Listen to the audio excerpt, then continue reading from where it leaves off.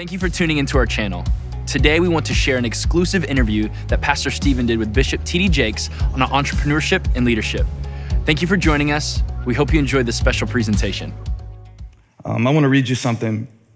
And this was written by Judd Apatow. He was writing about the comedian Albert Brooks and how he got a chance to work with one of his heroes. And just a couple sentences, but he said something that I would love to say about Bishop Jakes before he comes. And he said, in your dreams as a young guy, you imagine your heroes to be one thing.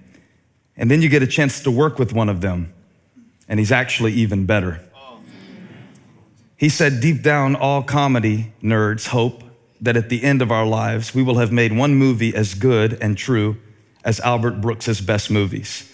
I'll modify that a little bit. Deep down, all preachers and leaders hope that at the end of our lives, we will have preached one sermon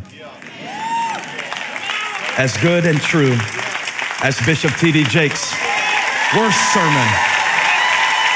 Would you put your hands together, Elevation Church, and welcome to the stage, the one, the only, Bishop T.D. Jakes.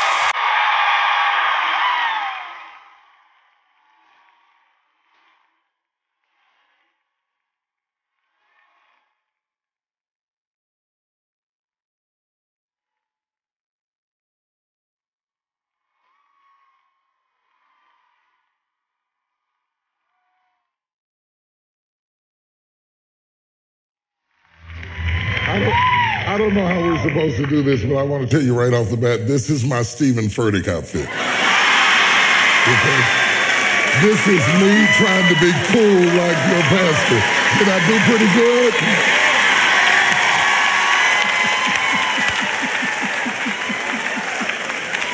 Cool, man. So I inspired you. You inspired me. Can we call it even now for all of the stuff I've ripped off from you over the years? The only problem is my thighs can't breathe. That's a problem. So if we see you leaning over. Yeah, I need an EMT for my knees, but I'm good. Woo. Woo. You can't dance in these things, man. You can't? You know, you just got to jump up and down. Can you soar? I can soar in them. I can soar in them. How would you like to hear Bishop T.D. Jakes and Pastor Stephen Furtick sing I Believe I Can Fly by R. Kelly, a duet to begin this interactive experience? Is that something you might be interested in? All the millennials are like, R what? Yeah, I know, right? Maybe we'll do that at the end. No, let's not. Do you like that song? Yeah, I like the song. What are some songs that you like to listen to, Bishop Jakes, that don't get played in church? That don't get played in church? Woo! Cut the cameras. Oh, you guys can be seated. We're hanging out now. They're so excited. I like Luther Vandross. I like Anita Baker, you know. I like, lesser known but extremely talented is Kiko Matsui. Kiko Matsui is a Japanese jazz pianist that is absolutely out of this world. And I listened to her this evening before I came over here, so I'd have my international flavor. Yeah, so I like all kinds of music. I like classical music. I like gospel music, of course. I like just about every kind, every genre. Even some country. I'll go country on you every now and then. Greatest rock and roll band of all time. Oh, God, now I'm in trouble. Now I don't go rock and roll. No. Though it's funny, I grew up in the Jimi Hendrix era, so you know, anybody, oh, you Jimi Hendrix? No, yeah. Big poster of him on the wall. My life's ambition was to have his afro. I had women braiding my hair till my eyeballs were up like this, trying to get my hair to grow. It never happened. I didn't get hair till the Jerry curl. That was your moment. You don't know nothing about a Jerry curl. Yes, sir, I do. You don't know nothing about that. I mean, not from personal experience. I've seen pictures. You've seen pictures of it. Well, when I used to preach years ago, I wore a Jerry curl and I had a towel around my neck. And when I got to really preaching, you seen some pictures or something? Yeah, and the Jerry curl, the juice would fly across the front aisle, and everybody gets slain in the spirit. Those were the days when the power of God was falling. Is that the secret? That's the secret. You got to get a curl. I'm in trouble. So excited about this new book, Soar. Excited to talk to you about it tonight. Thank you. I've been reading it. Yeah. It's kind of weird though. I had to do my research to interview you, and so I put in Amazon because the book is subtitled Build Your Vision from the Ground Up, and focuses on leadership, entrepreneurship. So I put entrepreneur in Amazon search, and over 56,000 results. Wow. Over 56,000 results. And then I put in leadership, over 257,000 results. Amazing. Which made me wonder, for my first official question of the interview, what was missing from the conversation that made you want to add your voice? Timing. What we need depends on where we are in the history of this country. The topography of this country has changed in terms of how we make a living quite a bit, from agricultural. We went through that phase to industrial age, to the information age that we're currently in right now. And people have had to retool themselves in order to keep up with trends they didn't choose. Now we're in an era where people of my generation send our kids to school because we train them to think a job. And we said, if you go to school and you get a good education, you're going to come out and you're going to get a great job. And that was true when I was coming up. But that's not true today. Today you can, am I right about it? Today you can go to school, you can get a great education and come out with a good bill. A whole lot of debt and end up working at Burger King. Nothing against Burger King. But how do we, I have to be careful, brother, like we get sued on the regular. The question then becomes, how do we, with our education and our disappointment, living in our mother's house, sleeping on the couch, eating cereal at noon, retool ourselves so that we can be functional in the 21st century? I listen to the argument that our country is having right now. It's hard to listen to. But beneath all of the chatter, the red belt states and the inner cities are crying about the same thing: the lack of opportunity. And we're looking to the White House to solve the problem. And the reality is that's not gonna happen. That's not gonna happen. And we need solutions. And this goes beyond, we like to talk in terms of, we have nice terms for it, but it's really black and white, you know, urban and red belt states is really black folks, white folks. But now we're both getting broke. Okay, which is a scary situation. And you've got smart, bright, gifted, talented people who can't find an opportunity. Also in our community, and even in other communities, you have this dilemma of people who made mistakes when they were young, some criminal justice issue. And 25 years later, they can't get a job or a place to stay. Right. That's a real problem. So rather than to go get a job, I thought it was important to talk about being a job. You know, yeah, about being a job, about hiring yourself, about the opportunities that exist to create your own reality, your own business, your own company, to be the CEO of you. The CEO of you. And I think it surprises a lot of people to hear you talk like that who are only familiar with you as a preacher. Right.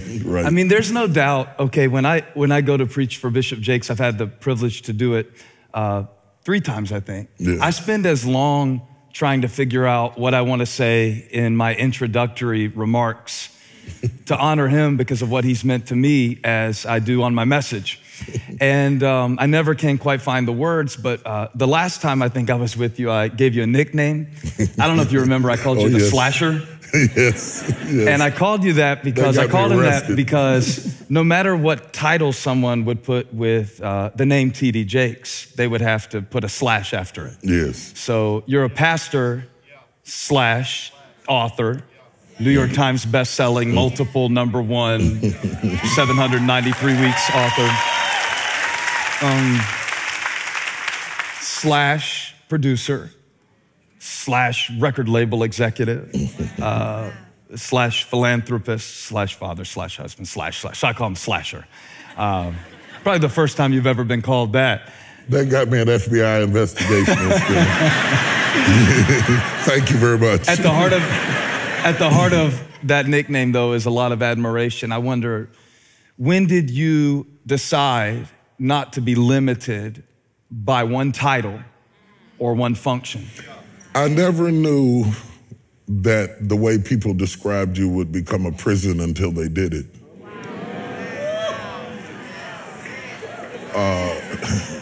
When I met me, I was not a preacher. So I didn't know that they would incarcerate me with the title. You are at your best when you are authentic to your core, and you have to be what you are, not what they call you. Sometimes, you understand what I'm saying? Sometimes people will call you a name and you start living up to the name, and it limits you from what else God wants to do in your life, you know? And by the way, I get a lot of credit for inventing this, but the credit is really misplaced, because when you think of the Apostle Paul, he was a writer. He was a thinker, respected by the thinkers of his age at a time when there were profound thinkers in Paul's age, known for his ability to be progressive intellectually. He was a speaker, he was a writer, he was a tent maker. He was able to influence Aquila and Priscilla, not because of his preaching, but because of his business. They shared the same business. And out of that business influence and affluence, a relationship emerged that affected the kingdom. When you look at Jesus, who was a carpenter's son, and later they called him a carpenter, he who handled wood ended up nailed to a tree. And what happens in life as we evolve as a person, we cannot allow ourselves to be incarcerated by anything that people would describe us with, because we limit then what the Holy Spirit can do in your life. Mm-hmm. You understand? I do. Let me jump in and say this one quick thing. I think if Jesus had come in our day, he would have been a filmmaker. But because they didn't have films, he told parables. But if you think about it, parables are movies made of words. If he were to come today, he would have done films. Imagine how that would look like today. Most of what we call church, we would have to teach Jesus.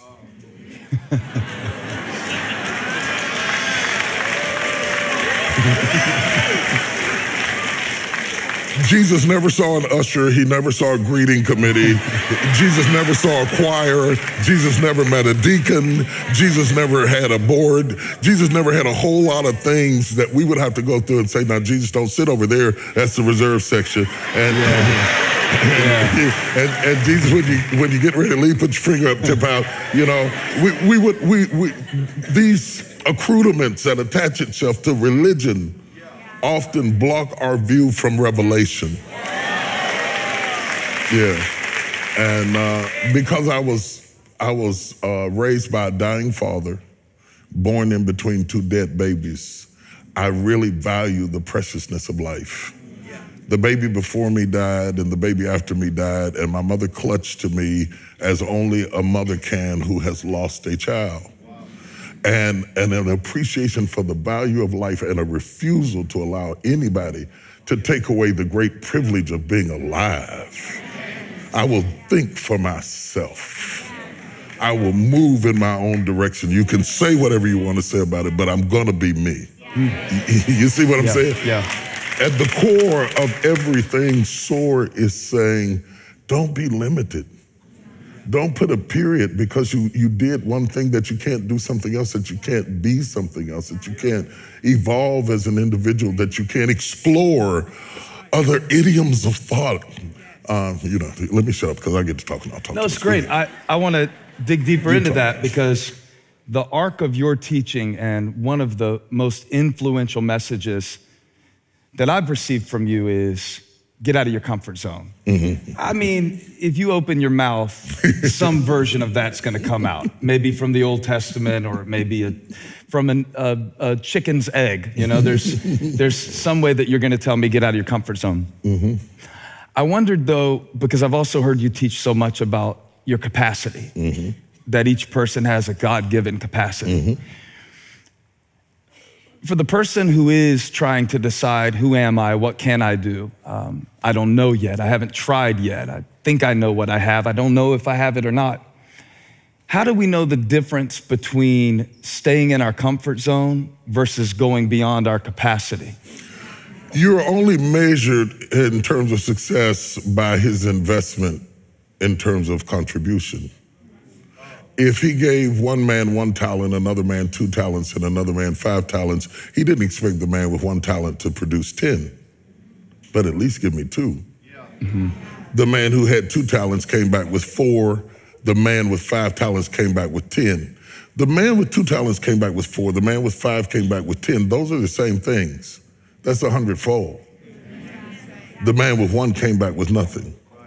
Now, the Apostle Paul says that when we compare ourselves with one another, in so doing it is not wise, because we don't have the same starting place. So if I'm gonna make success predicated on what my neighbor had, that is only fair if I started with what my neighbor started with. Let me ask this. What if I'm not clear about what I started with? Because I've heard you do this thing before too. Okay, the advantage I have interviewing you is I have a library of things that you've said. I don't think there's been a sermon. I don't remember, by the way. Yeah, so I have I'm scared to death. the upper hand. But you do this thing, all right, I saw him do this thing at a preacher's conference once. And he said, I won't imitate your voice. Go ahead. He has this really intense mode. There's a wide open Bishop Jakes, and then there's a very intense, it's many gears, but it's equal intensity, and it's terrifying. But it was a pretty big moment, and you say, "There's nothing that I have that you don't have. I have 1 mouth. You have 1 mouth. I have 2 ears. You have 2 ears." And you know how descriptive he is. He went all the way to the toenails. And I'm just being honest, Bishop, respectfully, I was thinking, that's not true. You have this mind and this ability and this voice, even as a preacher who admires you so much. There's a part of me that goes, I know the point is that God has given each of us a calling, but I think a lot of us, when we hear about the parable of the talents, we don't know, well, do I have 1? Do I have 2? Do I have 5? I don't want to get out there and do something stupid that I wasn't meant to do, but I don't want to stop short. You're really hitting on something. First thing, I am in touch with myself in a way that a lot of people are not. I know me. I've dated me. Cool. Yeah. It's funny, but it's true. I've dated me. I know me. You know, when you date somebody, you explore them to see who they are. Yeah. Most people are so busy dating other people they've never dated themselves. You understand? When God says to Adam, the very first command God says to Adam is to be fruitful. Yeah. You can only be fruitful if you are seedful. Okay, so we're talking about the difference between fruit and seed. Identifying your seed is what causes you to be fruitful. The first revelation of seed should happen in your family. You should have parents who are looking at their kids looking for seeds. I'm gonna give you my grandbaby story. You asked for it, you're gonna get it. You're just gonna get it. So we're in my church and it's dark and my grandbaby's in there and a bunch of friends are in there and we're taking pictures and I can't find the light. And, you know, the lights are complicated and I can't figure out how to turn all this stuff on. And so we're trying to get some pictures. And so my grandbaby ran and she says, wait a minute, Paul, I'm going to get a flashlight. She went up under the pew where we have hidden flashlights, snatched down a flashlight and brought it over and said, now take the picture. And so I said to her, I said, baby, don't you want to be, Kenzie, don't you want to be in the picture? She said, no, I don't want to be in the picture. I want to hold the light. That's the seed right there. That's the seed right there. So we came back to the house and I was getting ready to take a picture, and I'm trying to keep up with you millennials, you know. It's so hard. And I was trying to take a selfie, and I got a timer, you know, where you can back up and go, you know.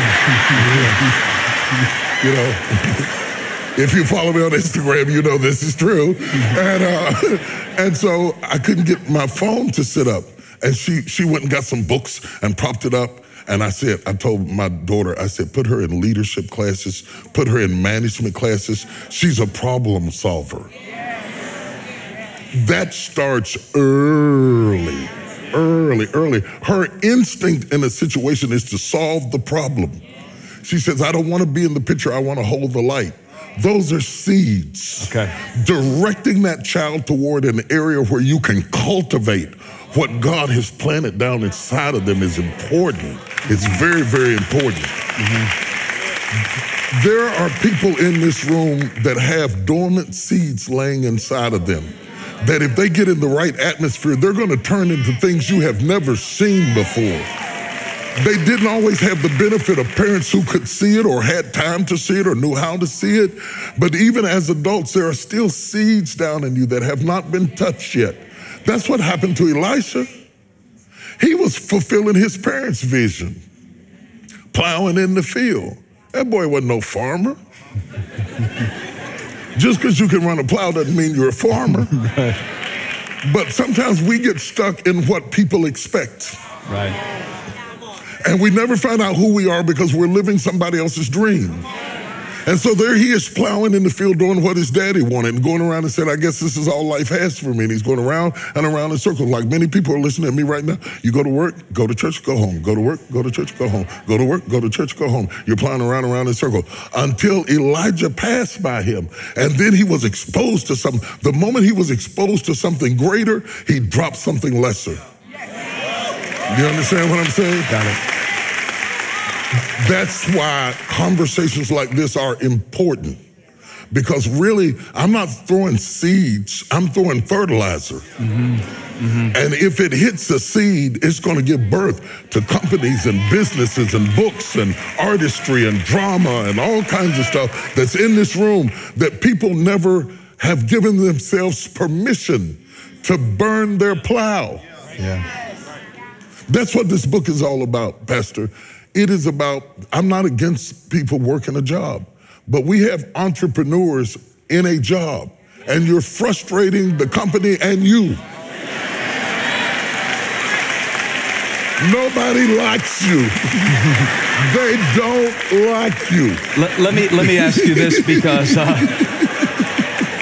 you're scared of what I'm getting ready to say. I just think that's a very tweetable moment. They don't like you at Bishop Jakes.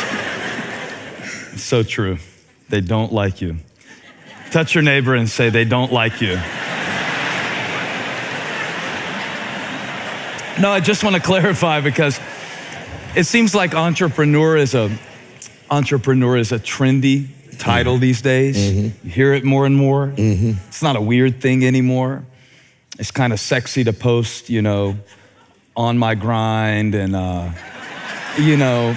What do you think about that, Bishop? Because I would imagine that generationally, I know enough about how you grew up. Maybe people would like to hear a little bit about what it means to you. What's the essence of entrepreneurship to you, your value system, versus how you see it being portrayed culturally now, especially in a younger generation.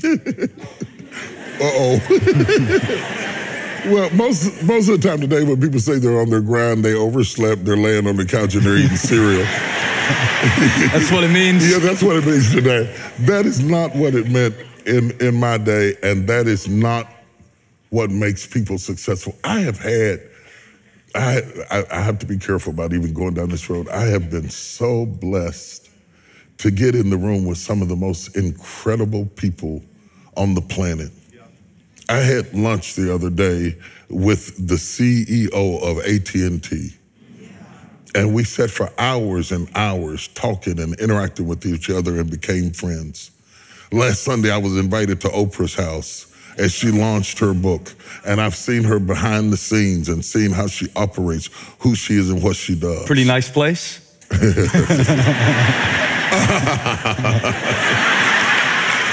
But, Instead of burning my plow when I came home, I started to burn down my house. Okay? I said, I'll set it afire. The insurance will pay for it. I've seen people who were on their grind. I've seen Steve Harvey's on his grind. I've seen people on their grind. What on the grind really is a work ethic that would blow your mind.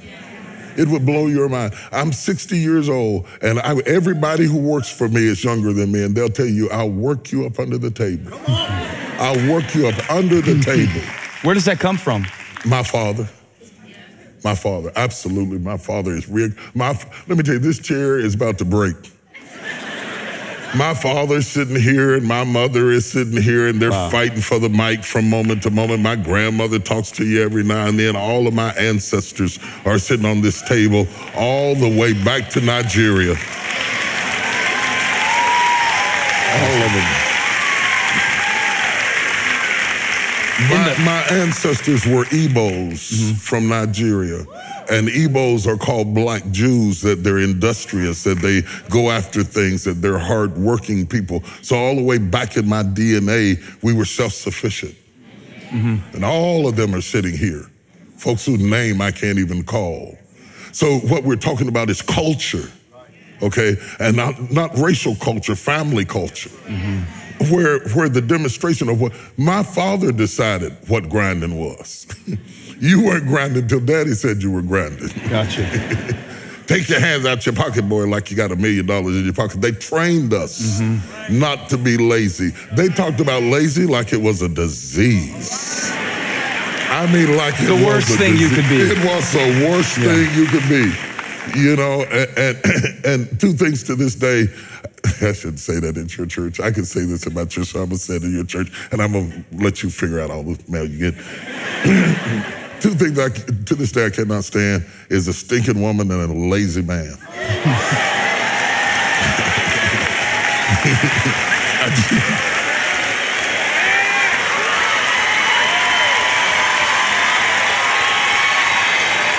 They like that. There's some folks that agree with me out there. Our sister got to take a bath, praise God. Our sister she got to throw some water here and there. I ain't talking about baptism. And I'll give a brother a pass on the smelling good if he works hard. But don't tell me you're on the grind and you're not really on the grind. Here's the problem. The Bible said Benjamin, Jacob was dying, laying in the bed. Talking about fathers to son. He's laying in the bed, he's dying. And he sat up. The Bible said Israel strengthened himself. Notice that, Israel strengthened himself, sat up in the bed. And he said, Benjamin shall raven as a wolf. In the morning, he shall devour the prey. And in the evening, he shall divide the spoils. Notice the time clock there. Yep. In the morning, you devour the prey while you're young. See there? That's the intensity thing I was talking about. You see that? Imagine when he has a steak knife across the table. One lady jumped back 3 rows, just said, in the morning. I see a lady really scared out right here. My mother was a school teacher. She was dramatic. In the morning, you should devour the prey. In the evening, you should divide the spoils. If you don't devour when you're young, you'll have nothing to divide when you're old. It's incredible. I am scared to death of people who are young and saying, I just can't figure it out. I haven't made up my mind yet. I tried that. I didn't like it. I don't know. Maybe I'll do that. I think you better hurry. Right. You better shoot something right now. Right. Because youth goes quick. Right. I mean, like, it goes like a runaway slave. It goes. Youth is an underground railroad with Harriet Tubman. It gets away, okay? So. These are things I would not say. You can't say, so you just sit there and nod. Just sit there and nod. Sit there and nod. Am I on? And have the white man's liability of turning red. See, we get embarrassed and you can't tell it, but when you're embarrassed, you turn red. God bless you. It's going to be rough tonight. It's going to be rough tonight. It's going to be rough tonight.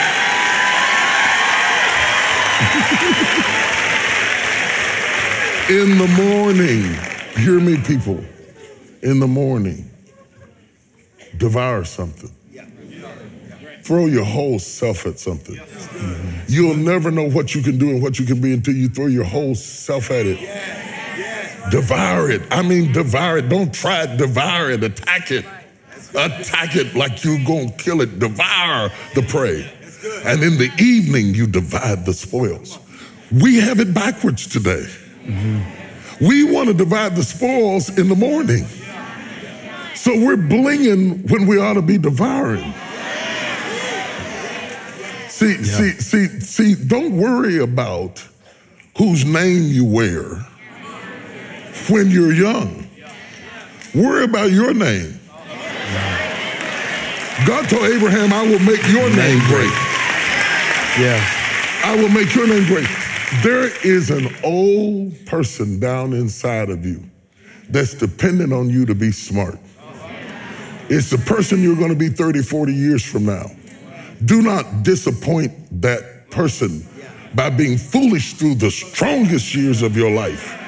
And then when your back is out and your knees are swollen and you can't move around, now you're out there going to get your grind on now?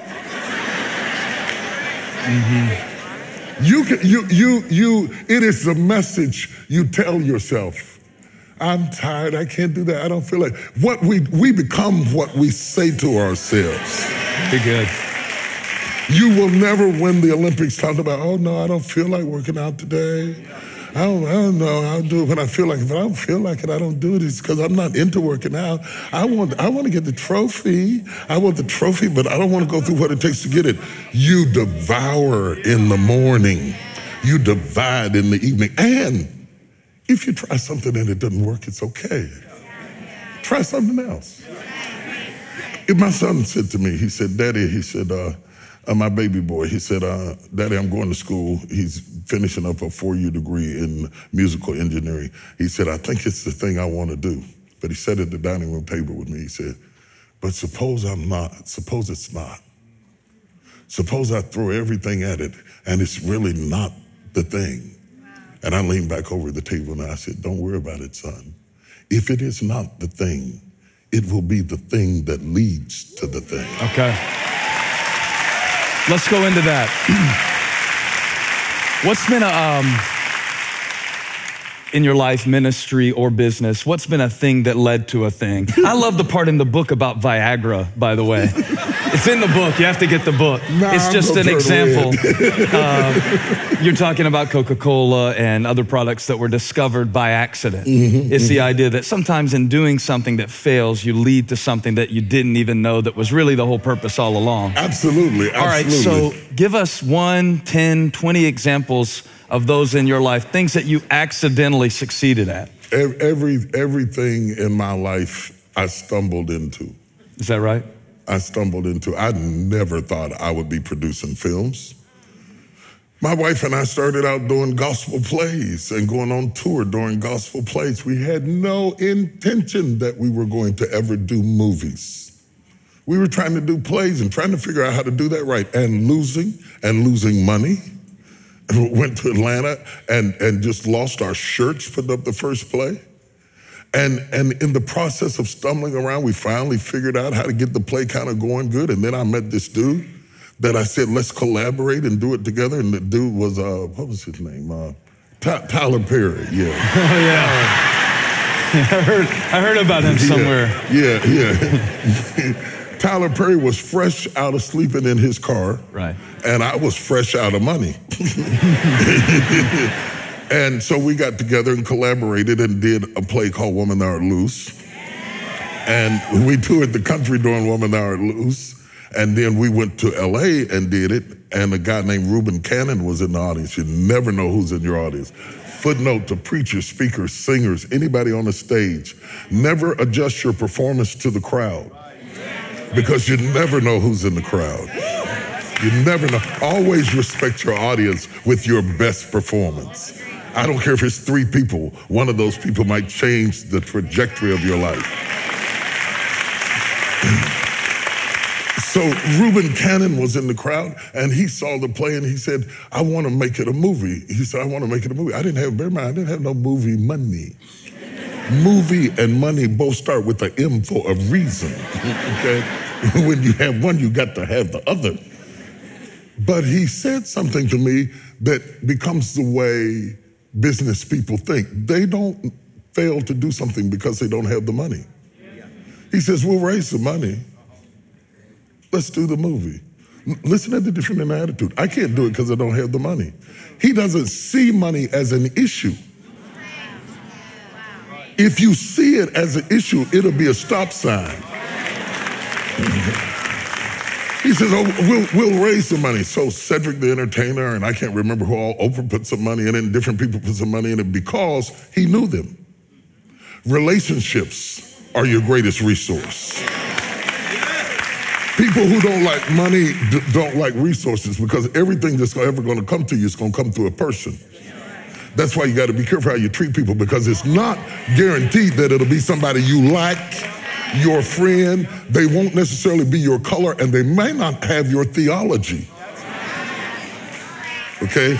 But God may use them to bless you. You know, the ravens didn't go to church, but they fed Elijah. So anyway, so we put the money together.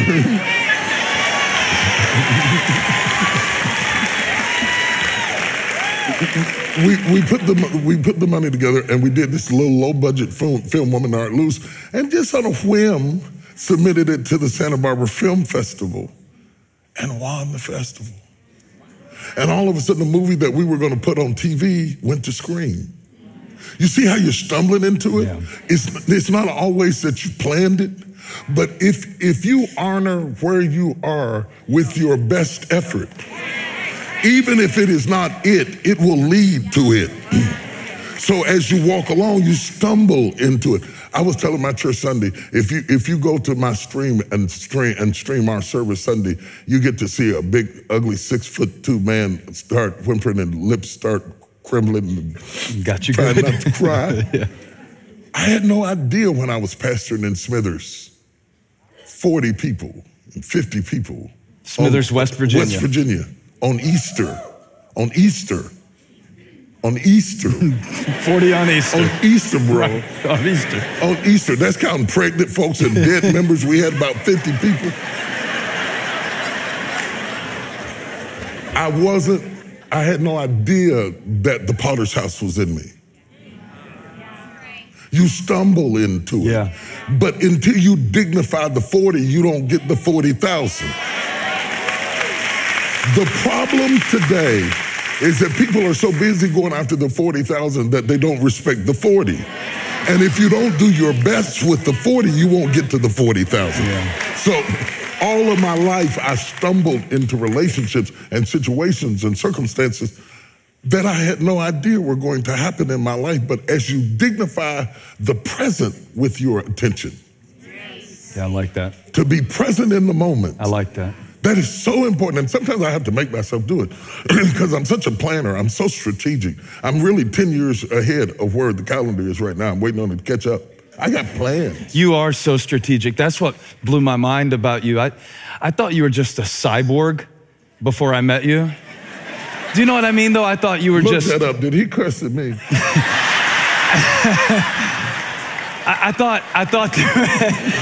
I thought there was this force of nature. Bishop T.D. Jakes was a force of nature. And some little things that I've seen, some little things that I've noticed. There's a, I thought I would use a prop. Bring me that, yeah, that one. This is from the book. I saw, thanks, Jonathan. See, he didn't want to come all the way up. He just stopped short. You won't get blessed like that, Willie Bishop. You got to come all the way. Fell short of the glory. It's all right. All of sin. But I love the quote in the book. You compare our vision to architecture. And you talk about how if you plan it with a pencil, you can weld it with steel. And that's what surprised me about you because you're so gifted. There's no denying that. when I saw the systems, the structures, the thought process that goes behind who you are, it almost made me depressed because I realized, oh, this isn't magic. You may have stumbled into it from one perspective, but from another perspective, it was strategic stumbling. At least you were trying to do something. Let me interrupt you. Please. You stumble into it.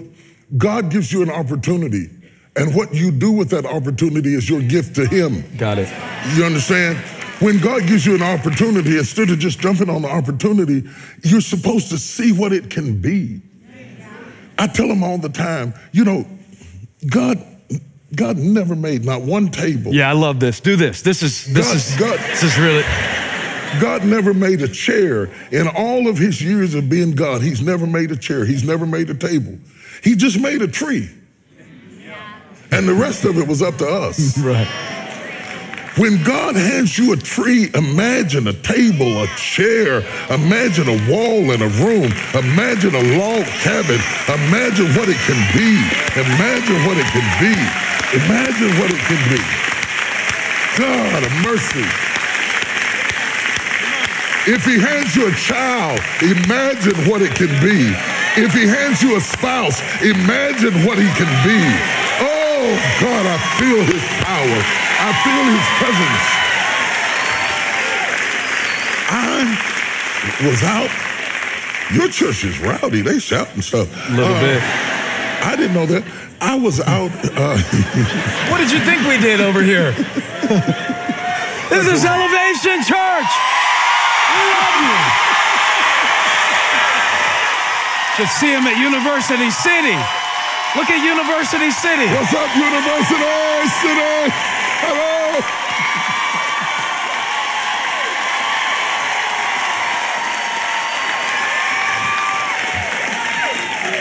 So I'm in South Africa and I'm on a safari, and I'm really like tripping off of this safari, and I'm out here with all of these big animals and stuff. And I noticed the elephant is moving around. The elephant is strong and he's big and he's tough and his power's in his weight. And he throws his weight around. When he throws his weight around, what can you do with him? Because he's so big. God made him big as a defense. The lion roars. When he roars, everybody is almost paralyzed in fear because God gave him his roar as his defense. The cheetah says, I can't roar like that, but I can run like the wind. The cheetah, he goes running through the woods because God made him able to run because that's his defense. The eagle spreads his wings and soars into the air and says, I can't run, but I can fly. God let the eagle be able to fly because it was his defense. And I'm walking around in the jungle and I said, well, Lord, I can't fly like the eagle. I can't run like the cheetah. I can't roar like the lion, and I can't throw my weight around like the elephant. What did you give man as his defense in the whole ecosystem of life force? What did you give me? He said, I gave you a brain. Your brain is your defense. That's why God didn't make chairs. He only brings it halfway. And then lets you imagine, collaboration, create, develop. You understand what I'm saying? The problem with church people is that we are taught that God makes furniture. So we pray and pray and pray and pray and pray and pray and pray and pray and pray and pray. Oh, I need a table. I need a table. God, give me a table. Give me a table, Jesus. Just one table, Lord. If you give me a table, I'll praise you. If you give me a table, I'll serve you. And God says, I don't do that. I make trees. I want you to look around your life for trees, not tables. God's going to bring it within the reach of your mind, and your creativity is going to take it the rest of the way. And it's going to turn into apps, and it's going to turn into Apple phones, and it's going to turn into computers. It's going to turn into satellite systems in the heavens. Look at what all we were able to do. No other creature, no other species has sent satellites up into the air, created smartphones. Look at what we did with our head. Why are we in church not using our head? I don't understand it. You know, in my neighborhood, they got this song, you know, that the young people used to sing. It's dated now, but they say, shake your money maker. Yeah. And they go to twerking, you know. Yeah. I ain't gonna show you. I got a couple of moves, but I ain't gonna show you, but they go to twerking. I told my church, the next time you hear that song, play your money maker, don't shake nothing down here. Shake this up here. As a man thinketh, so is he. When you start talking about the type of strategic that I am, God gives me raw elements, and I stare at them. I stare at what I've been given, like I stare at a text. Mm-hmm. I preach the way I do, not because of what I know about the text, how long I stare at the text.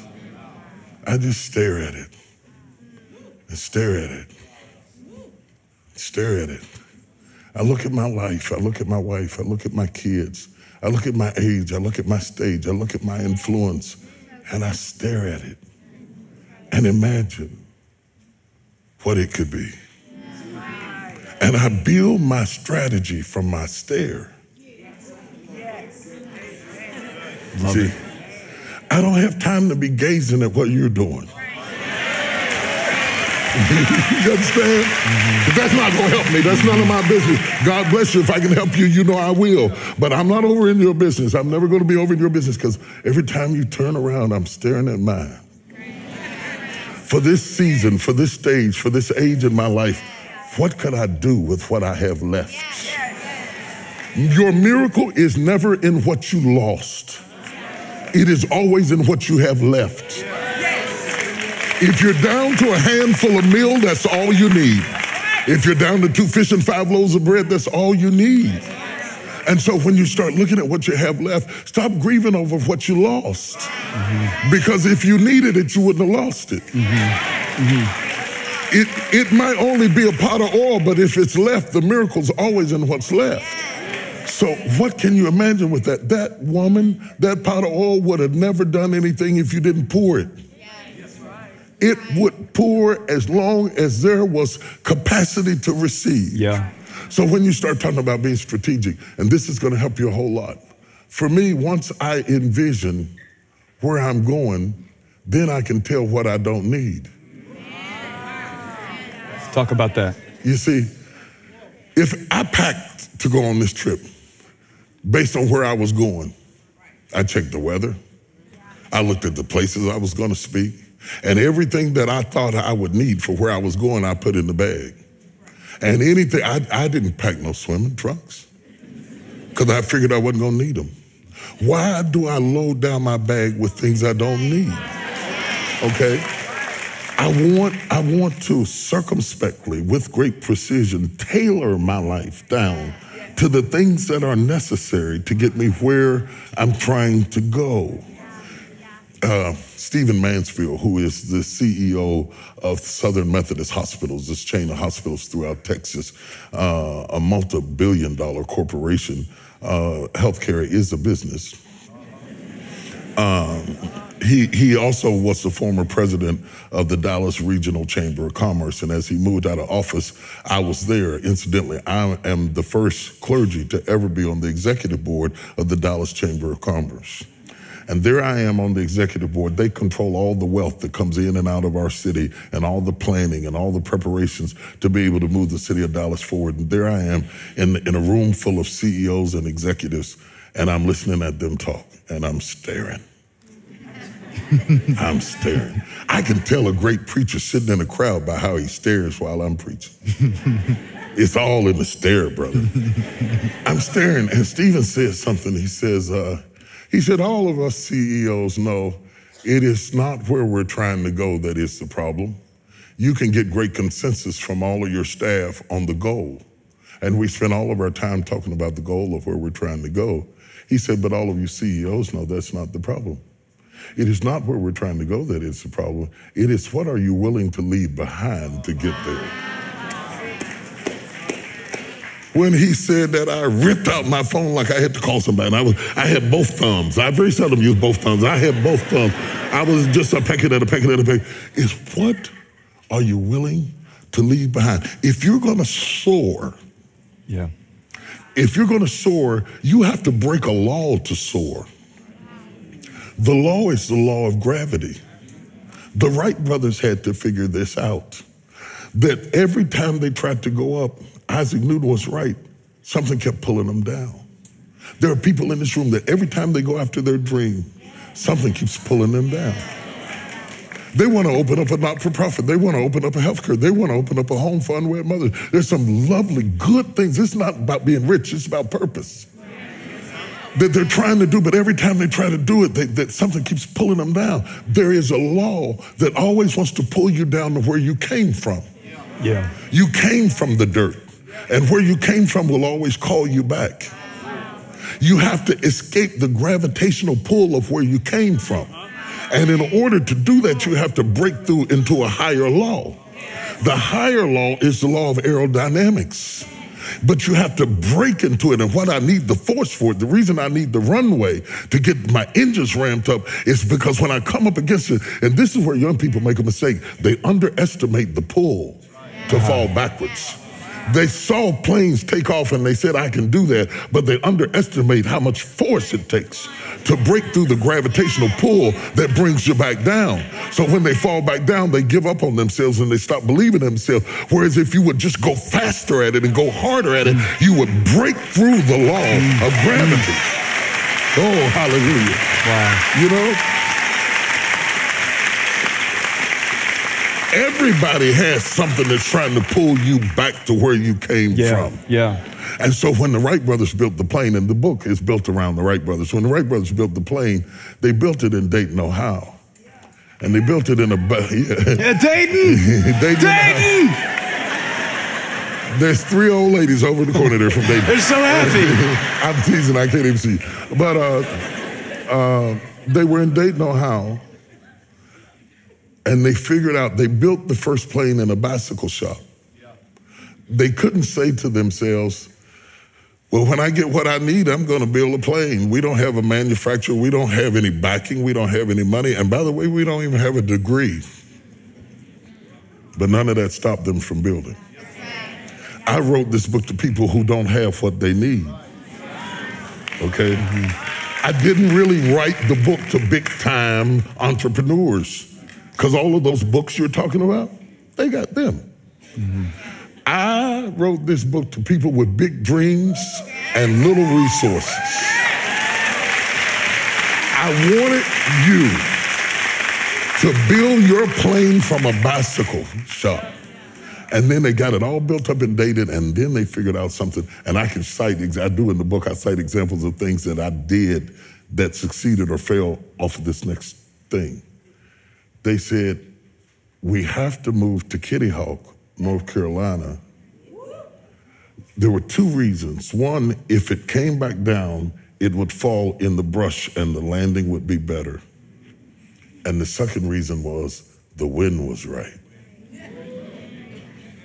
There are times you can do the right thing in the wrong wind. Okay?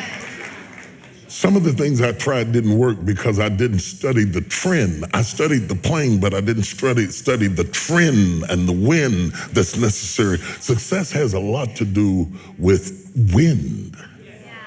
If Colonel Sanders came along today and started KFC today, he'd go broke. Because today we're all worried about, carbs and fat grams and all this stuff. I'm a vegetarian, all of this stuff. We're reading the labels and all of that stuff. But he started his business at a time that women had just gone to work and families were used to home-cooked meals. His business solved a problem. The stats say that people who go into business because they want money are apt to go out of business 80% of the time. People who go into business who are successful don't go into business based on their need, they go into business based on their customers' need. If your business or church or ministry solves a problem, it requires less marketing. You don't have to talk me into wanting something I need. But when I don't need it, you got to spend a whole lot of money talking me into something. So you want your business to be a solution. In fact, you want your life to be a solution. Nobody sends for a problem. They only send for an answer. If you're feeling lonely and you're feeling rejected, figure out how you can be an answer to somebody's problem, and they'll always invite you. Because people invite answers, they repel problems. So when you come in the room giving problems, it is the most unsexy thing you can ever do in the world. It's true. Somebody far less cute can get much further than you because they don't moan and groan and complain. Really, when people ask you how you're doing, they don't really want an answer. We're not serious. Don't sit down there, well, I'm doing fairly well, but my knee is hurting and my back has been hurting from time to time. And when it rains, my eye starts twitching. I got a little pain going on right here. It's driving me absolutely crazy. And I just don't know what in the world I'm going to do because I got a thumbnail growing over here. It's just hurting. That's why I didn't wear the shoes I want to wear with this stretch. Because, get out of here, get out of here, crazy. Bring solutions. Bring solutions. Bring solutions. Bring solutions as a person. Bring solutions as a business. Bring solutions as a ministry. And you will always soar. When's the first time you saw yourself as a solution? I wrote Woman Thou Art Loose, and I didn't even know how to write a book. Really? No, I didn't know nothing about writing a book. I didn't know a thing about How old were you? book. In my 20s, somewhere in my 20s, late 20s. I wrote the book in a PC study Bible notepad because I didn't know what a word processor was. So there was a friend of mine named Pastor Clifford Frazier, who we were just getting into computers and stuff, us old guys. We was getting 28 old guys. We were just getting into it. And he said, why did you write all of this in a notepad? He said, it'd be so much better if you wrote it in a word processor. I said, what's that? I had written almost the whole book in the notepad of a PC study Bible. So it wasn't that I was proficient. It was that I had heard the cry of women who were hurting, sexually and emotionally abused, who were hidden in our churches at that time, and the church was ran by men who were deaf to the cry of the women. And when I heard their cry, I thought that there were biblical solutions to sociological and emotional issues. And so I started trying to get an answer out. And when I started teaching it, it was a Sunday school class. And more women came, and more women came. I didn't know it was going to be a movement. I didn't know it was going to be a book. I did it first as a Sunday school class, and then I called Archie Dennis, and I told Archie, I'm teaching this class, and people are going crazy over it. I mean, my church is packed out. It's got like maybe 150 people. 150 people meant some people were outside. That's my bicycle shop. Never laugh at my bicycle shop. Despise not the day of small beginnings. Great things come out of small places. Woman Thou Art Loose came out of that bicycle shop, okay?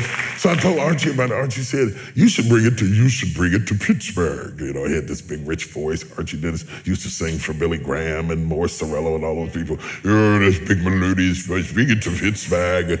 And so he announced that I was going to bring it to Pittsburgh. No, he said, I'm going to have you in Pittsburgh. And he says, what do you call it? And I thought, I don't know. I'm on the phone with him. This is exactly the way it happened. I said, I don't know. I guess I'll call it Woman Thou Art Loose. That's what the Bible said. I'll call it Woman Thou Art Loose. He said, okay. So he announced that I was going to teach Woman Thou Art Loose. Like that. And so many women came, they had to move it out of the church into the hotel. Wow. So I took the CDs from the Sunday school class and put it with they were cassettes at the time, and put it with the cassettes, yeah, that's how old I am, and put it with the cassettes from Pittsburgh, and I had a 2-tape series. Okay. This is the truth. This is how it happened. And when I got ready to do the book, I couldn't find a publisher that would do it. I finally found a publisher that would take my tapes and transcribe it into a book. But when I saw what they did with my answer, I got mad because it wasn't in my spirit. They were saying what women ought to do is such and such, what women ought to do. That was not my spirit. So out of desperation to protect the integrity of my spirit, I started pecking. And pecking and pecking and pecking. And nobody would publish what I was pecking. So I told my wife, see, I'm talking about things that would stop you. Okay, nobody wants to publish it. The first person who did it wrong. And now I've got all of this stuff crammed in the Species Study Bible. And now I'm trying to pull it out and put it in a word machine. And I told my wife, I said, nobody wants to publish it. And if I publish it myself, they want $15,000. Wow. $15,000 was all the money I had in the world. We were saving that money to get our first house. We didn't even own our house. And I was trying to get us a house. And I said, Sarita, I said, I want to publish this book. And it's going to mean that I have to drain our savings to do it. She said, that's okay. Wow. And so she agreed, and we took the $15,000 and we published the book. And we got 5,000 copies. And I sold out in 2 weeks. So watch this. I didn't go out and buy me a suit, though I needed one. The lining had come out of my suit because she was washing it in the washing machine because we couldn't afford to go to the cleaners. So I didn't buy me a suit with it. I took the money and put it back in the business and published another 5,000. I had no idea that that book would end up selling over 5 million copies. Be translated into 10 different languages. Be known to this day around the world in places I have never been. And it all started in my little bicycle shop. So when I talk to you about the Wright brothers soaring and catching the right wind, I'm talking to you about things I know that happen in my own life. I never let not having enough stop me from getting up. Yeah.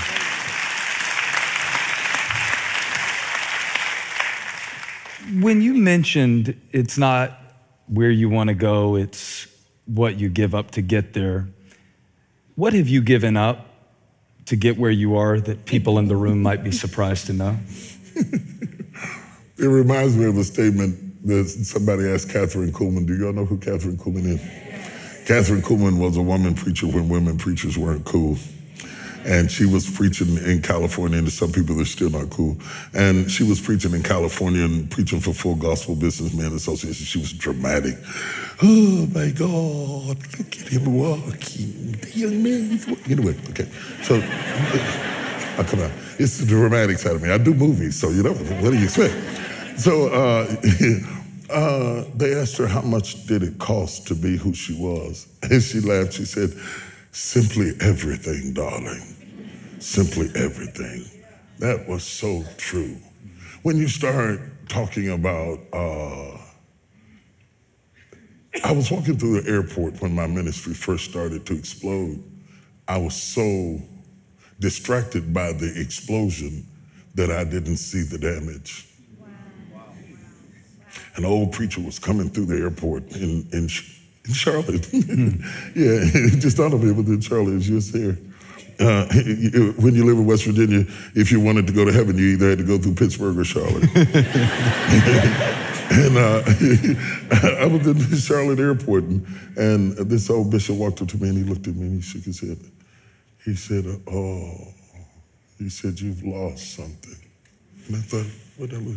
He said, you've lost something that you'll never be able to regain. I said, what is that? He said, normalcy. Wow. It took me about 5 years to unpack that simple conversation. Wow. That you become a target by people who have never met you. that they would say the most hideous things about you, that your children would suffer from the things they wrote about you, trying to get their points up in their Nielsen ratings up, that they would eat you for dinner and save the story until sweeps month and drop it because you had a big audience so that they could get big ratings, and that my kids would have to grow up in the middle of all of that. I was distracted by the explosion, but I would come to see the damage. I would see it in the tears of my children, the pregnancy of my daughter, the pains of my son, holding my wife in tears. And I would hold her in tears and preach faith and go home and lay down in a bed of fear. I said, God, where have you taken me? I'm gonna tell you this, this will cost you, and I'm throwing it in free tonight. Tonight only. Now I'm gonna tell y'all, nobody else can hear this, just us, y'all gonna keep it. I almost quit. I'm a country boy, I'm from West Virginia. I don't know nothing about this big time stuff. I never even asked to be big. I wanted to be effective, not famous. Famous is the consequences of being effective. I didn't know nothing about being famous, and I didn't like it. And so there I was, and when you first knew, everybody attacks you first and figures you out later. Because though we say you're innocent until proven guilty, the reality is you're really guilty till proven innocent. But I didn't know that then, and I was young, upstart. You have to understand that you're looking at a 60-year-old man, but you're talking about something that's happening to a guy in his late 20s with little kids. And the first time I was in the Washington Post, the article was so vicious it made me nauseous. I was so shocked that you could say that stuff about somebody you didn't even know based on assumptions and a little bit of this and a little bit of that. They piece it all together, and you don't get to say anything back. So I decided I don't want this. I was preaching for Pastor Bishop Donnie Mears, and nobody knew it because preachers can override their feelings and function. I preached, the place was on fire, but inside I want to quit. I told God, I'm through with this. I'm not going through this. I don't need this. I don't need that. I'm a guy who likes to go get his own chicken wings. I don't have to have all of that stuff to be happy, because I wasn't raised with it. I can make it. You can throw me an apartment and give me just a little skillet, a cast iron skillet. You know what I'm talking about? And some seasoned salt and stuff and a couple of wings. I will run you out of here. I will run you out. Okay. So I thought, I'm not doing this no more. I'm not doing it. I'm not doing this. I'm not doing this because I don't need this and I didn't ask for this. I'm only doing this because of what happened in my life, of the circumstances that happened in my life. He put me on stage. I didn't ask for it. And when I saw how much it cost, I thought, you can have that right back here. You have that right back up in here. I don't need it. So I was mad inside and I was hurt. And I stayed up in the fellowship with the pastors because I didn't want to go back to my room and sulk in my own sorrows. And they said, there's a lady downstairs waiting to see you. The service was over and the fellowship was over and the pastors were starting to leave. I was trying to outwait her. I thought she'd give up and leave. And when I finally came down the steps, she was there. And she was just a willowy bit of a woman. And she said, Bishop Jakes, she said, I've been in the hospital. She said, I was pregnant in my fallopian tubes, and the baby died in my tubes, and I was carrying around a dead baby, and the toxicity from the baby almost killed me. Wow. And she said, the only thing that kept me alive was hearing you preach. She said, if you hadn't been preaching to me every day, I swear I would have died. And then she looked at me and she said, it's for us. It's not for them. It's for us. It hit me so hard. I didn't even get her name. I got in the car and cried all the way back to my room because she reminded me why I was there.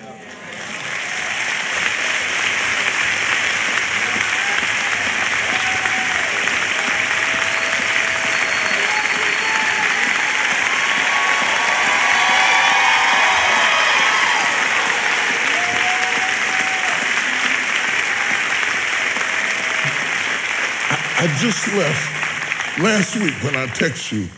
I was up in Baltimore in D.C. and I was doing a book signing. And this woman came up to the table to buy a sword. She said, "You don't remember me, do you?" I said, "No." She didn't even look like the same person. She's all dressed up, gained weight. She felt like she went sick. Wow. She said, "I met you in the bottom of Donnie Mears Church years ago," and I burst into tears. I lost it. I stopped the signing, and I jumped up and hugged her. If it were not for that woman,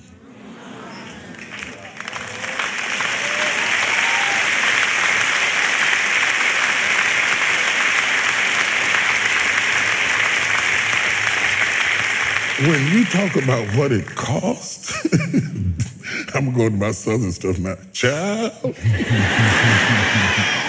simply everything. What being a public figure does to you, everybody has an opinion about everything. What you wear, whether you shave your head or not, what you look like, you gain weight, you're fat. I mean, they say anything to you.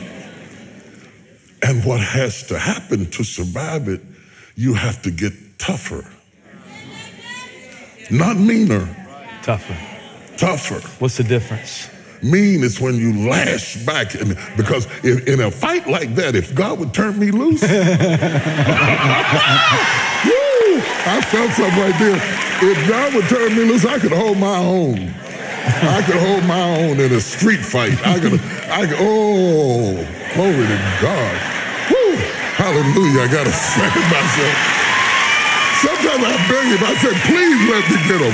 Please let me just get one him. time. Just one time, Lord. Just one time. Sometimes I'll type it and have to delete it, because I swear, I could pull a paint off the wall if you turn me loose. You should release a book, Things I Almost Tweeted. Yeah. Oh, it would be good. It'd be a bestseller. It would be a bestseller for sure.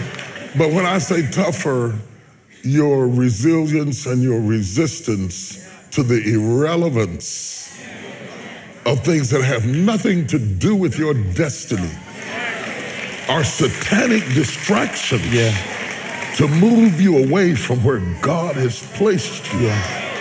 And you can't be, when I do a pastor's conference and I do Q&A, because I like to do Q&A because I like to talk to you, and they start asking me questions and stuff, generally somewhere along the night somebody's going to come up and tell me about church split, or somebody who's saying something about somebody who heard them like that.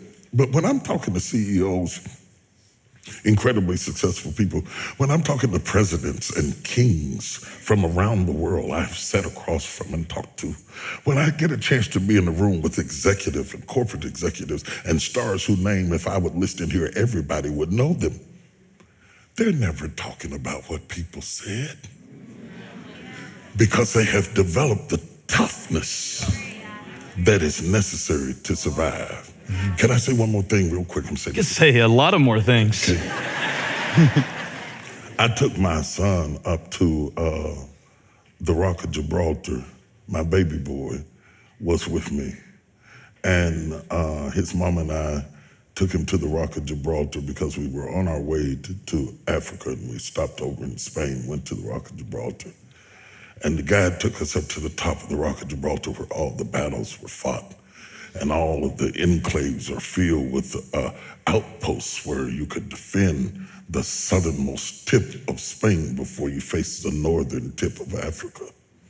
And there, as we went up, spiraling up to the top of the mountain, the higher you went, there were monkeys, and they were jumping all over the cars and everything. And the guide said to us, he said, you know, in certain seasons, It gets so cold up here that when the monkeys first migrated up here in the winter, their tails would freeze off. That's how cold it was. He said, but eventually, when they started birthing their babies, they were born without tails because they had adapted to their environment. That's what I mean about toughness. If you are exposed to it long enough, you'll freeze your tail off.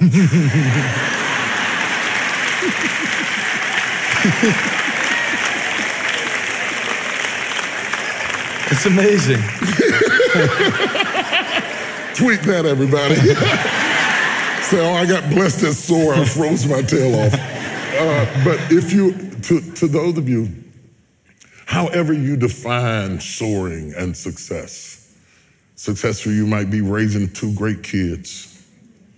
Success for you might be opening up a spa. Success for you might be opening up a home for unwed mothers, or it might be a corporate office on Wall Street. If you don't freeze your tail off, you won't be able to withstand what success costs. You have to freeze your tail off. And I can tell that a lot of people are not ready. See, when I first started writing this book, I thought I was writing that entrepreneurship was about a business and a company and an address and a location and getting a building or a facility or starting an E-Corp from your laptop or something like that. But when I got to writing it, while I was writing it, not when I started, while I was writing it, I realized it was a mindset. It's a mindset. It's the way you think about things. It's taking control of your destiny. See, if I come to work for you, and I would, if I come and work for you. You would? Oh yeah, I would, yeah. I come teach your Sunday school class. Yeah, let you have the problems I teach the class, yeah, that's a great deal. You can decide what you're gonna pay me as an employer to an employee, but you can't decide how much I'm gonna make. We have turned our income over into the hands of somebody who has no vision for our need. Right. Okay. You can pay me whatever you think the job is worth, but you can't pay me what I'm worth. You can't afford me. So I can have all of these multiple streams of income to subsidize your limitations. Right. Because if I have an entrepreneurial spirit, I am not limited like an eaglet to waiting for the mother bird to drop food in my mouth. Being an entrepreneur means that I have lifted up into the air and found my own wings. You know, I'm so glad you said that, because I don't think you're talking about claiming our rights as much as taking responsibility for our own lives. Absolutely. It's a different mindset. Absolutely. You know what's funny? You know what's funny about this conversation is this is exactly how we talk on the phone. Most of the time it's text. And he will text something that makes me get carpal tunnel trying to text back to him, because it'll be this long, exhausting book that I've got to send back to this answer, because he thinks so deep. You can tell how deep a person thinks by how they talk. He thinks so deep in this. And so you're just eavesdropping tonight on a conversation we would have whether you were there or not. Do you like it?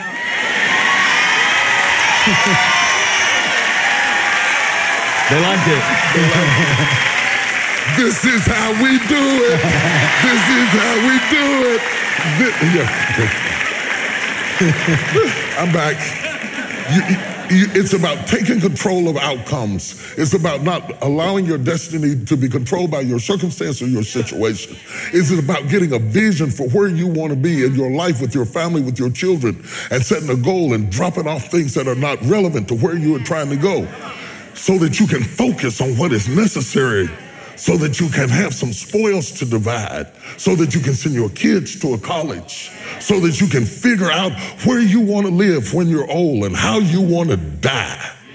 This is not about diamonds and gold and Rolls Royces, unless that's what your vision is. This is about choosing where you want to go. If it's a cottage in the hills of West Virginia in a log cabin and you want to die with chickens in your backyard, that's your business. It's your life. It's your business. It's your business. It's your thing. Do what you want to do. That's what this is about. Okay. So whenever preachers start talking about anything other than preaching, religious people just what do they do? That's what they do. Yeah, they do.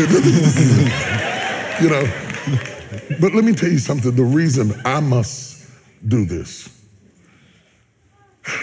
because I serve a people who have a prayer list full of things that God doesn't do.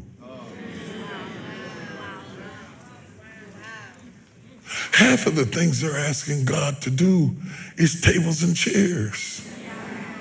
And he does trees. If they could catch what I'm talking about, we could go to praying about stuff that really matters. About the kingdoms of this world becoming the kingdoms of our God and of his Christ. We can start praying about North Korea and what's going on over there in the middle of the sea.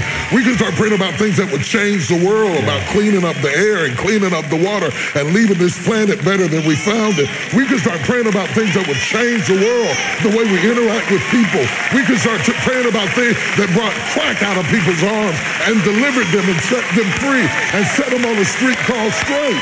I'm tired of praying about rent and house payments and car payments and school bills and college tuition. God doesn't do that. You do that.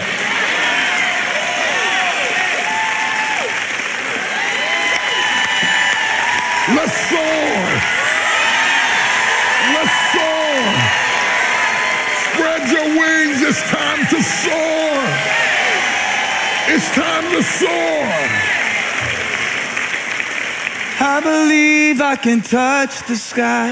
Oh, sing it. Think about it every night and day.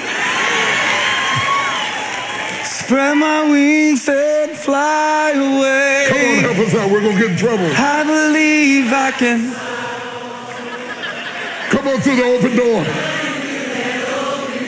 You going to run through the open door? I'm going to run.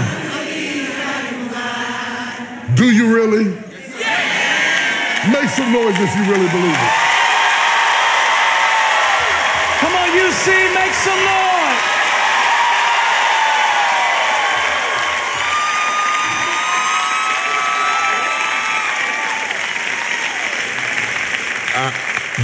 I'll say this and I know it's time to go. Yeah, well, I was gonna say, I don't know what your schedule is like. I don't want you to become an entrepreneur by accident by staying too late, missing work, and then needing to start your own company. But no, I feel like one thing I really wanted to make sure that you talked about is the cost of hesitation, because this is a very tactical book. Oh, you're staying. Yeah, we won't be much longer, and want to thank again everybody who's online, and want to encourage everybody to get the book, because I think you'll be surprised how Bishop Jakes is a ninja, and so it's from laughing about Oreos, and I even brought some Oreos. Did you? Yeah, because there's all the way. Come on, JJ, spread your wings. Spread your wings. But there's the example of innovation. You talk about I love this line. Innovation isn't just changing the flavor, it's changing the form. Mm-hmm. Whatever. Mm-hmm. That's so good. Mm-hmm. Just say stuff like that. Like that would take me 30 more years to think of that line. And it's just in your book. But what I wanted to mention is these are so many tools. It's very tactical on one level, very inspirational, a lot of great inspiring prose. And then get into some things that will really help you to do it in real life and not just, Yeah, I wanted to get into business plans. I wanted to get into grants and foundations and concepts and real meaty stuff that I don't get to get into on Sunday morning. It's all in here. I mean, it's in the book. Yeah, it's in there. It's in the, because this is something that we do in church that I think is dangerous. We inspire people. Right. Every Sunday morning. We inspire them. Every Sunday, oh, I see you do it. Don't try to wiggle out of it. But if we inspire people and we don't inform them for Monday, then they'll just come on Sunday to get high. Good. It's true. And I thought, I need a way to get beyond preaching everything's gonna be all right, it's gonna be all right. Every Sunday it's gonna be all right, it's gonna be all right, and show you how to make it all right. Show you how to make it all right. Yeah. You talked about the cost of hesitation. You can't understand hesitation if you don't understand rhythm. I never thought I was going to be a preacher. I was going to be a musician. I started playing the piano when It's hard for us to believe that you never thought you'd be a preacher. I didn't, no. And then one time you said that you didn't ever felt like you were a good preacher when you started. No, I didn't, no. Oh, Lord, no. That's why I preached so hard, because I didn't think I was very good. I said, well, I'll at least be hard. You know. That made me cry when I heard you say that, by the way. I couldn't believe it. People who are gifted cannot see it. See, I can see him. I can see you, I can see the lights, I can see the carpet, I can see the table, I can see the roof. The only thing I cannot see in the room is me. And when you are gifted, when you are truly gifted, you are blind to yourself. So it makes you ask questions like, who do men say that I am? You're vulnerable to the voices around you, and you have to be careful who you have around you, because you can walk off a stage and want to slit your wrist because you can't see whether you had any effect at all. That's the truth. And be careful who you have around you, because they reflect, they become a mirror. And if the person around you has an agenda, they'll distort the image of who you are. But anyway, you understand what I'm saying? So I was thinking, you know, this watch I got on is turning around and around for time. It's imitating the solar system, because everything is turning. We don't feel it, but the earth is turning. It's moving around. The sun is moving. Everything's moving. Everything is moving. When I went to the Wailing Wall in Jerusalem, the rabbis stood at the Wailing Wall and they were rocking back and forth, because they understood that in order to reach God, it's a symbol of understanding movement. That blood is moving through my body while I'm sitting here. It's moving, it's moving, it's moving. If I have an emergency, they feel my pulse. A pulse is a rhythm, a rhythm, a rhythm. Everything is a beat, is a rhythm, and the rhythm determines days and evenings and seasons and suns. It's a rhythm, it's a rhythm, it's a rhythm. Everything is a rhythm. And when Christ came, he came in rhythm. In the fullness of time, tick, tick, tick, tick, tick, tick, tick, tick, tick, tick, tick, tick, tick, tick, tick, tick, tick, tick, tick. In the fullness of time, he comes in a rhythm. Everything's done in a rhythm. So God says, the day you hear my voice, do it in the rhythm. Harden not your heart, because there is no guarantee that you can do later what you can do today.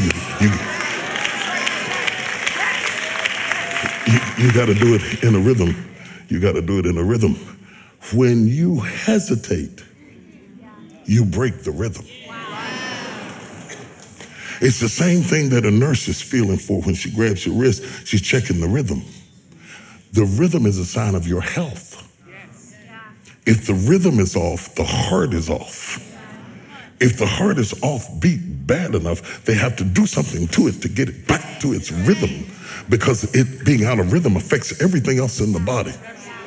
If we didn't have our children, when we had our children, at the time we had our children, we would have broke the rhythm. Everything has to be done in a rhythm. Business has to be done in a rhythm. A woman's body operates in a rhythm. Before we had all of this fancy stuff, people controlled childbirth by rhythms and cycles and systems. And that's why the woman is so akin to the heart of God, because she has cycles. And cycles are systems, and cycles reflect the universe. And God is a God of rhythm, and everything is spoken. When God said, let there be, everything started beating and beating and beating in a rhythm. And boom, boom, God is a God of rhythm. And if you're going to walk with God, you have to catch his rhythm. And when you hesitate, you break the rhythm. You understand what I'm saying? There is nothing worse than dancing with somebody who don't have rhythm. There's nothing worse. It makes you want to back off the stage. The Bible says it looks like they're dancing to the words, not the beat. The beat, the beat, the beat, the beat, the beat, the beat, the beat, the beat, the beat, the beat, the beat, the beat, the beat, the beat, the beat, the beat, the beat, the beat, the beat, the beat. Don't hesitate.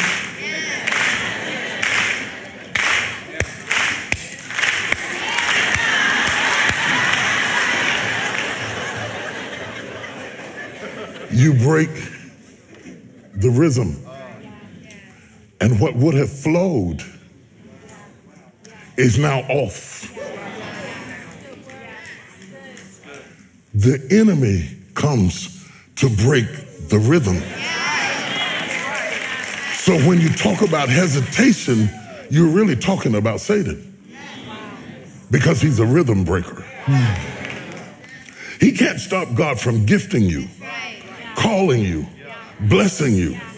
He cannot even curse you, because God has blessed you. The only way he can sabotage you is to get you to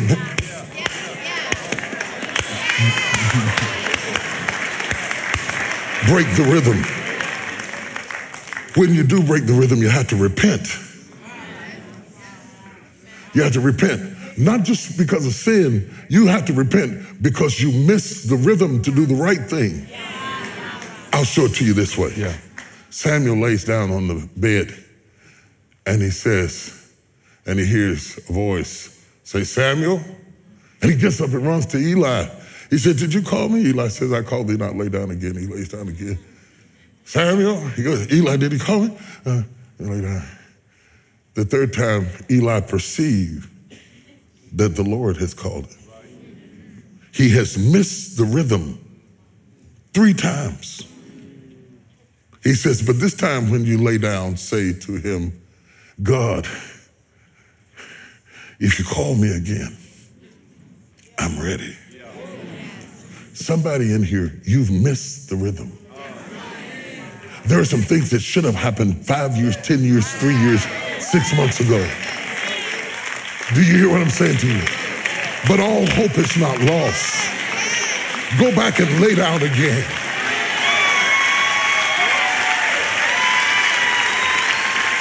And say, if you call me again, if you just give me one more chance, I won't go to flesh, I won't go to Eli, I won't go to humanity, I won't go to my fear or my doubt or my shame. If you just call me again, give me one more chance, this time, Lord. Woo. Woo.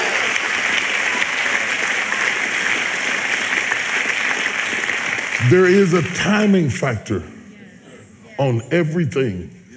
And every time we break a rhythm, it has consequences. Can I show you one thing? It's just kind of shocking, but I'm going to throw it out here. God did not intend for us to reproduce in our old age children, because he wanted us to be here long enough to take care of them. So when God gets ready to shut down the factory, he's shutting down the factory so that the child will not be uncovered. Now, through medicine, we have jimmied the lock and broke the rhythm, so that you can be an 80-year-old man and have a 2-year-old son. Yeah. Now, you might have a lot of fun, but in breaking the rhythm, the son pays the consequence. Because by the time he figures out what to ask you, That's the problem with rhythm. It's not just about you. Everything else is dependent on the beat. Everything around you is affected by the beat. And even though you can create things that will break the rhythm for your own pleasure, in so doing, you run the risk of creating someone else's calamity. Because the rhythm was developed so that everything starts at a certain time, everything goes down at a certain time, because God is not just looking at you. It's for us. It's for us. When God gives you your next opportunity, move.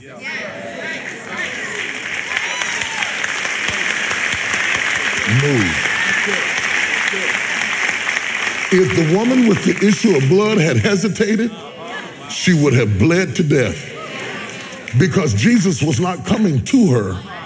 He was passing by. Wow. Rhythm, rhythm, rhythm, rhythm, rhythm. And she says, if I can just catch the beat, if I can just, I'm weak, but if I can just catch the beat, it's gonna take all of my strength to get there, but I gotta catch him, because he's not breaking his rhythm. He's not breaking his rhythm. He's still moving. I got to catch his rhythm. So she had to crawl to catch his rhythm. She said, but if I can just catch his rhythm, the miracle is in the rhythm. And so she had to crawl. And the Bible says she pressed her way. And the way she did it and got up to speed is that she kept encouraging herself. If I can just touch, if I can just touch, if I can just touch, if I can just catch his rhythm, I'll be made whole. Blind Bartimaeus was sitting by the highway side begging. Let me stop. I'm going to stop it. There is one thing, I know we're running out of time, but I want, they said, no.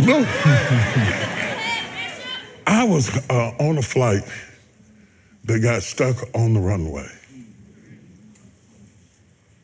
And I tell you, we sat on the runway so long that it took all the scriptures I could think of.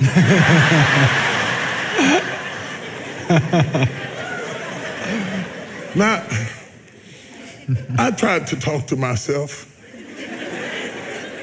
I said, you were sitting at the house, and then you got in the car and you were sitting in the car, and they drove you to the airport and you were sitting in the airport, and now you're sitting on the plane. Why are you so irritated? You're gonna sit anyway. And I said, if the plane were to take off, you'd still be sitting. And when you landed, you'd go get in the car so you could sit. And you get in the car and sit in the car so you could go to the hotel and sit. So what are you mad about? I think my frustration was I was sitting in a place of movement.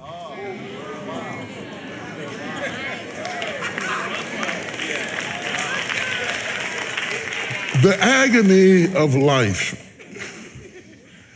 is to sit in a place of movement. You spoke of hesitation, but the word that leaped in my spirit that I wanted to leave with you is frustration. I think that there are people in this room who are frustrated.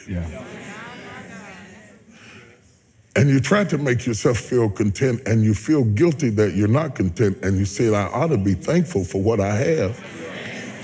And like me, you're trying to use rationale to put up with the situation that you're not called to. And what keeps needling you is, I belong up there. And yet I'm stuck right here. And there you are in a place of movement, watching other people take off. And wondering what in the world is wrong. And you ring the bell and say, excuse me.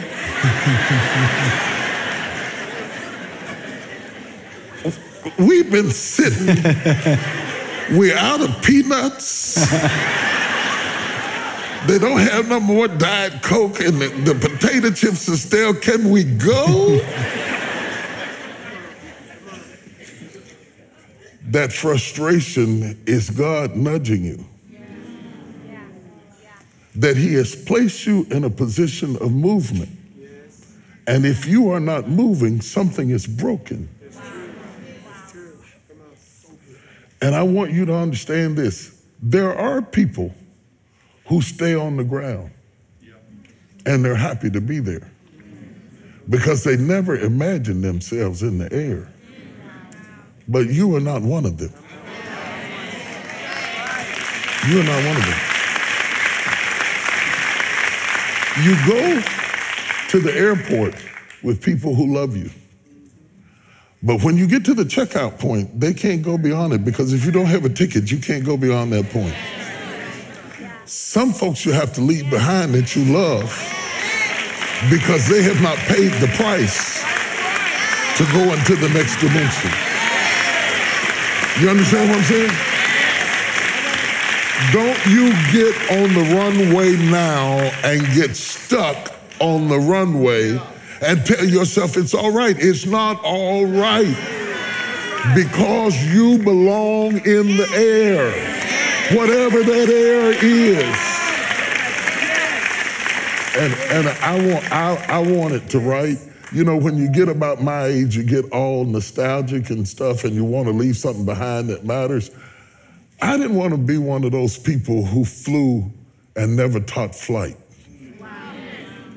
Most of the people I've seen who ever did anything never told anybody how they did it. And I thought, since I got here by God's grace, I promised him everything you teach me, I'll teach it. Everything you show me, I'll show it. Everything I'll learn, I'll pass on to somebody else. There's somebody watching on the campus or streaming or sitting in the balcony or sitting out here in front of me right now. You got a dream. You got a vision. I won't lie to you, it's gonna cost you everything. You're gonna hurt in places you didn't know you could hurt, and you're gonna have 1,000 chances to give up, but don't do it. Keep on moving. I tried to leave some tips about who you need around you so that you can pick your associates more carefully because it does have something to do with your success.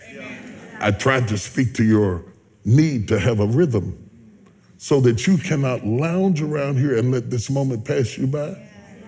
You are not as young as you think you are.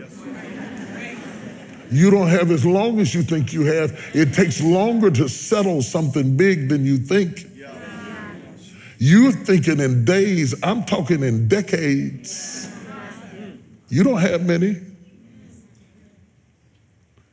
If you don't do it now, you'll never do it. Because you may not ever see that cycle come back again. The only reason Saul wanted to kill David is that he was mad because he missed his turn.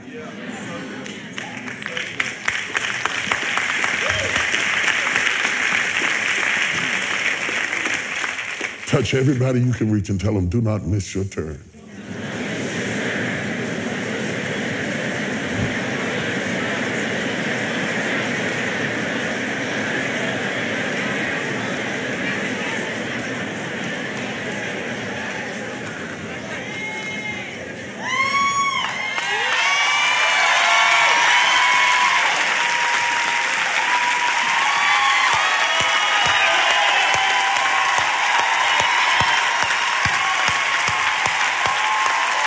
Bishop T.D. Jakes, everybody.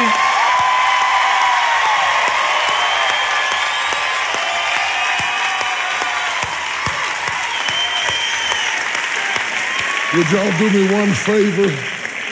When you go to work or you go home or you go in the mall or you go someplace and you run into somebody who heard this or read the book or followed the study guide, incidentally it's out in Spanish as well, and you run into another eagle somewhere at the checkout counter, just look at them and go.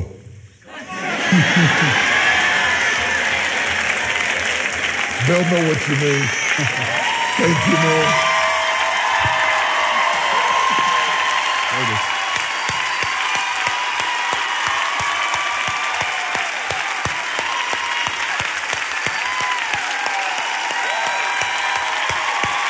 You made it. My dream done. Thank you for joining us for today's special presentation. If God is using this ministry to impact your life, join us in reaching others by investing today. You can give at elevationchurch.org/give or by downloading our app and selecting Give. And don't forget to subscribe to our channel for more bonus teachings like this one.